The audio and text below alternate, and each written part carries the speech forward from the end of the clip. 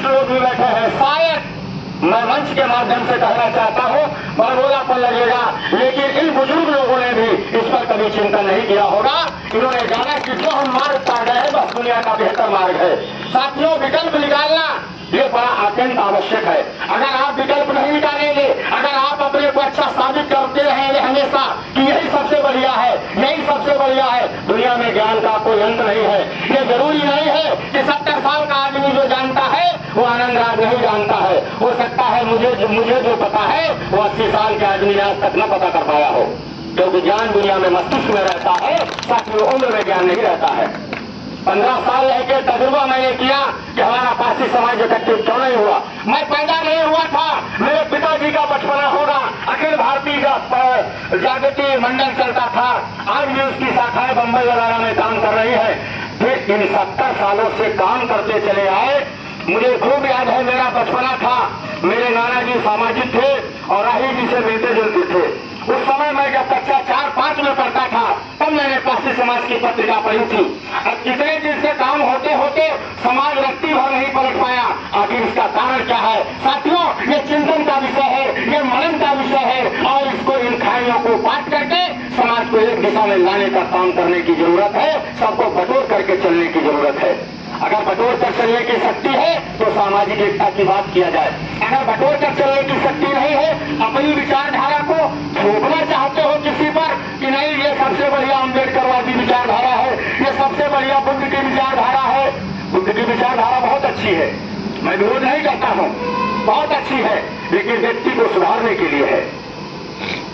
व्यक्ति को सुधारने के लिए, व्यवस्था को सुधारने के लिए बुद्ध की कोई विचारधारा वकील साहब नहीं है। उन्होंने 5 सील दिया है, 5 सील में 5वां सील है दारू नहीं पीना। अब दारू को पिएगा तो उसको रोकने की कोई व्यवस्था है बुद्ध के पास? है व्यवस्था, लेकिन शासन सत्ता के पास, देश के मुखिया के पास उस दारू को रोकने की शक्ति है।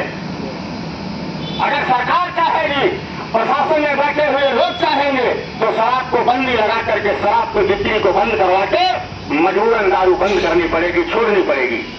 सम्मानित साथियों, अलगाव खत्म करना होगा, सबको मिलना पड़ेगा। मास्टर साहब ने बहुत अच्छा संदेश दिया था, उनकी बात से सहमत हूँ। उनकी बात में अपनी बात को मैं जोड़ रहा हूँ। उन्होंने कहा था कि अलगाव खत्म करना पड़ेगा। हम इसी तरह अगर एकता की बातें करते रहेंगे तो बातें ही रहेंगी, एकता कभी जमीन पर नजर नहीं आएगी, बातों में ही रह जाएगी। हम कहते रह जाएंगे, चिल्लाते रह जाएंगे। इसलिए कोई भी है, कैसा भी है, उसको एक दूसरे को सम्मान देना सीखिए। हरिलाल जी सुन रहे हो? हरिलाल जी को हमने बुद्धिज्म पढ़ा दिया, बुद्धिस्ट हो गए, अपने ही भाइयों से बोलते नहीं है, क्योंकि हम बाबा साहब के पुजारी हैं, तुम राम के पुजारी हो, अब हमारी तुम्हारी नहीं बन पाएगी। खटास पैदा हो रही है। कोई किसी का भी पुजारी हो, भारत देश है यार, इस देश का संविधान सबको आजादी देता है, जिसको जो मानना चाहे, जिसको ना मानना चाहे। ये परम पूज्य बाबा साहब ने संविधान बनाया है। भाई जब उनको इतना बड़ा खराब लगता था तो एक आर्टिकल इस पर भी लिख देते कि कोई देवी देवता भगवान नहीं मानेगा, कोई भैया भवानी नहीं मानेगा, सारे संविधान पीकर सबको जगह दिया गया। उसी संविधान से तो चल रहा है सब रावण हवा। तो कोई राम को मानेगा, कोई रहीम को मानेगा, कोई करीम को मानेगा। सम्मानित साथियों, मेरी बात पर गौर करिए। इस एकता को बनाना होगा और एकता तभी संभव होगी जब सारे लोगों को मिलकर चलने की तमीज पहले हमारे भीतर आ जाए, तब हम एकता एकजुटता ला सकते हैं। अन्यथा ये पूरी बातें होंगी। भूचाल जब आता है तो पृथ्वी दिन दहल जाता है, भूचाल जब आता है तो पृथ्वी दिन दहल जाता है, मेघ का रुख बदलता है तो तूफान मचल जाता है। और विश्वास करिए भाइयों, इंसान जब उठता है तो इतिहास बदल जाता है, इतिहास बदल जाता है। इसलिए इतिहास बदलने के लिए बड़ा जरूरी है। सम्मानित साथियों, पारसी समाज न कमजोर था, न कमजोर है और न कमजोर कभी होगा। कमजोर बनाया है चंद लोगों ने राजनीति को सीधा करने के लिए। पारसी समाज की जो सोच बहुत बड़ी कभी हुआ करती थी, राम बाबू पासी जी की बात से अपनी बात को जोड़ते हुए, जिस पारसी समाज का कद बड़ा ऊंचा हुआ करता था, जिसका स्टेटस और लेवल बड़ा ऊंचा हुआ करता था, चंद राजनीति की रोटियां सेकने वालों ने पारसी समाज को टुकड़ों में बांट दिया। किसी ने दलित बता दिया, किसी ने नीच बता दिया, किसी ने अस्वस्थ बता दिया। साथियों, पारसी समाज मार्शल समाज है, हमेशा अपने जहन में रखिए।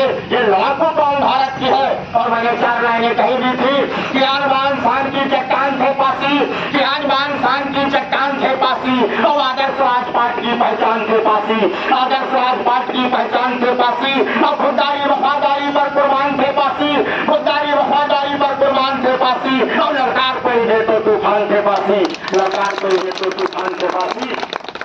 सम्मानित साथियों, ये वही मार्शल समाज है। जिंदाबाद जिंदाबाद जिंदाबाद।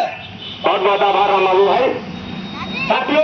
कोई माला पहने हैं, कोई कंठी पहने हैं, कोई बिना कंठी का है, मैं बिना कंठी का हूँ, शुद्ध शाकाहारी हूँ। भार्गव जी चौथी पीढ़ी है। मेरे परबाबा के समय से कभी मीट मछली नहीं खाया गया मेरे परिवार में। मेरा ननिहाल मस्जिदा है। शाम को अगर चूक जाए तो सुबह नहीं चूकेगा, सुबह चूक जाए तो शाम को नहीं चूकेगा। ननिहाल छोड़ दूं, मामा माई छोड़ दी, नहीं छोड़ूंगा, क्योंकि मेरे अपने हैं। जाति एक शरीर है तो आप उसके अंग है, जाति एक शरीर है तो आप उसके अंग है, और जाति गलत समान है तो आप एक तरंग है, जाति गलत समान है तो आप एक तरंग है। जाति एक ईंट है जिससे बनी दीवार है, जाति एक ईंट है जिससे बनी दीवार है, और जाति के उद्धार में ही आपका उद्धार है, आपका उद्धार है। साथियों, इसलिए काम करिए और बहुत ज्यादा बातें कहते हुए आप सबका बहुत प्यार और स्नेह मिलता रहता है। मैंने लगभग इन लोगों को फोन किया था, लगभग सारे लोग उपस्थित हैं। हमारे नरारा के तमाम साथी आए हुए हैं, जिन लोगों ने यहाँ पर अपना समय दिया है। मैं एक निवेदन के साथ अपनी बात को खत्म कर दूंगा, और संचालक महोदय का समय मैंने वैसे भी ज्यादा ले लिया है।